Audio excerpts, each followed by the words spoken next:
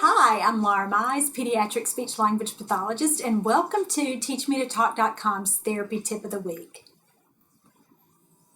Today we're going to be talking about a very powerful yet simple strategy to use with late talkers. It's using choices. By providing choices, you're building in opportunities for a child to respond to you. Choices give a child a reason to communicate, and that is always more powerful than just waiting for a late talker to do that on their own. Sometimes it helps to think of choices synonymously as requesting or asking for what you want. Now, requesting is super important because a child learns that he has to do something to get something. And with choices, you're giving him a model of what to ask for. If he doesn't already know the word and doesn't already know what to say, you are helping him by providing that cue.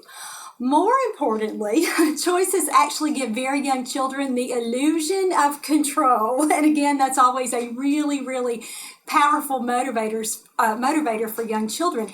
They actually think that they are in charge, but you are really controlling the situation by giving them options for what you know that you can provide. It is super successful. Now, when I'm working directly with parents, I suggest that they begin virtually every interaction with their child by providing a choice. So for example, in the morning for breakfast, your choices might be something like, do you want to eat cereal or toast? Which cup do you want? The red cup or the blue cup? What will you drink today? Milk or juice? Can you see how setting that up, you are actually, again, giving that child a reason to communicate with you. Now, you're going to be super deliberate about holding up those choices and waiting for a response. And then you're going to do everything you can to set the stage for a child to respond.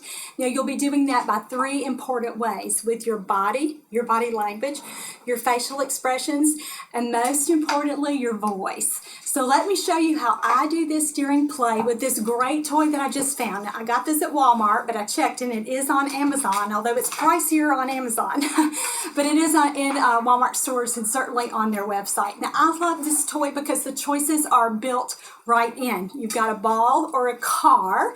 And again, I think this is just ideal for new talkers because these are both very common first words. Now, look at the toy here. Two different options as well. So you've got another choice while you're playing. You have a ramp right here that the ball or the car can roll down, and you certainly have the other series of ramps on this side. And you also have another choice when you can ask a child things like up or down. So super way that's already built in your play activity. Any toy like this is going to be really enticing and really grab a toddler's attention. So again, it's just a great find. So to give choices, let's talk about exactly what you should do. First of all, you should get a child excited about playing with you. And this is all in the setup. So you'll show him how the toy works. And so you might say something like, oh, look, ball, car. And then you'll model or show him how the toy works. So let it play with it. Let it happen. Do the toy. Play with him a couple of times. And again, you have got to get really into it. So he really wants to play with you. And this gets him excited and makes him more motivated to want to ask you for one of these toys. So let me tell you another important tip. You'll also hold all of your pieces in some kind of container. Now, if you've seen any of my DVDs or any of my courses, you'll know that I should own stock in Ziploc because I place nearly every toy that I'm playing with a child in a Ziploc bag. But you can certainly use any other kind of container that you have at home. Even just holding the toys, the balls and the cars in your lap will work. But this is really important. You cannot give him full access to the toy. If you just let him play with the pieces and the toy, there's no reason to include you. There's no reason to communicate. And that virtually guarantees that you are going to be left out. So be sure that you are controlling that part of the play activity. So you're going to take your choices and you're going to hold them up and you'll model the word that he should say. Now, do not cloud this with lots of additional talking. This is very important for parents and professionals who work with late talkers. When you do lots of talking, oh, look at this great toy that we're going to play. You have to ask me for what you want. What are you going to say to me? You're going to ask for the car. You're going to ask for the ball. Kids don't know what to say. They don't know which word to imitate, so you have to keep it really, really simple. And sometimes kids actually get mad or get lost in lots of directions like that. So just model what you'll want the child to say, just offering those two simple choices. So you'll say car or ball. And again, move them toward the child, but do not give him the car or the ball until he makes his choice. Now, offer several times, and remember, you don't want this to be mean. You want to keep it light and fun, but you'll have to use your body language. Remember what I said earlier about that? You can actually influence when a child responds by how you act. Speech language pathologists call this expectant waiting. We also can kind of casually call it your tell me face. So what will you do here? As you are offering the choice, you'll say ball, car. And again, you're going to lean forward, you'll widen your eyes, maybe you'll even, gasp a little, any of that anticipatory body posture to really encourage him to make that verbal choice. So be sure that you're paying attention to what you're doing during this activity, in addition to what the child is doing. So what do you do if the kid doesn't pick one? Keep trying.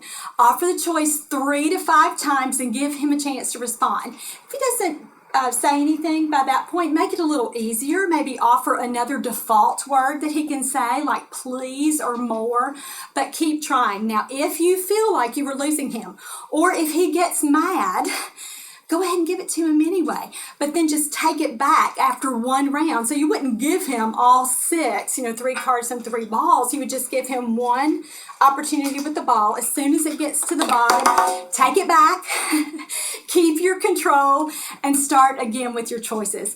Now, sometimes parents will say, well, what do I do if he just can't say it? Oh, that's certainly a predicament that we can find ourselves in. And then you'll let a child make a choice using a nonverbal method. So look at what he looks at, look at what he reaches for. If he's signing or using a picture system, you can certainly use the same technique with those children too. But as soon as he can talk, you really, really want to withhold, especially that 3 to 5 time wait limit, to be sure that you're giving him an opportunity to respond. Now remember, we don't just offer one choice, we offer dozens of choices throughout a play routine. It is not uncommon for me to get 20 to 25 attempts or trials with a child with a toy like this, even within a minute or so. And that significantly increases the frequency of a child's responding. So be sure that you're keeping those choices going. As a parent, you are in the driver's seat with this. You can offer a child hundreds of choices every day, not just one to begin the routine, but to continue, and multiple choices every step of the way, no matter what a child is doing. Remember the example I gave you earlier about breakfast? Again, you'll do that all day long, giving him choice after choice after choice. If you need more specific guidance about using choices or any of the other strategies that I recommend, I've got great examples for you in my latest book, Let's Talk About Talking, Ways to Strengthen the 11 Skills All Toddlers Master Before Words Emerge. It will walk you through all the places that late talkers get stuck and teach you how to help them master each of those 11 all-important pre-linguistic skills that must come first before we hear words.